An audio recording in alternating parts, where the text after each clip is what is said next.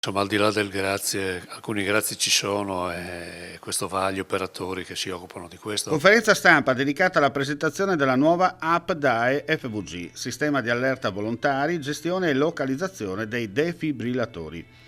Ha diverse funzionalità utili. La prima offre la propria disponibilità e quello in caso di emergenza di essere contattati e intervenire individuando un defibrillatore automatico esterno e soccorrendo la persona che ha subito un arresto cardiaco per la quale era partito l'allarme.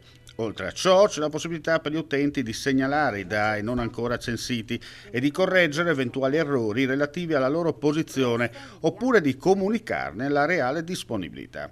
Attualmente sul territorio regionale risultano censiti oltre 2100 dispositivi. Tuttavia va considerato che il processo di mappatura è attivo sin dal 2013 e quindi non escluso che alcuni DAE non siano più presenti, funzionanti o accessibili.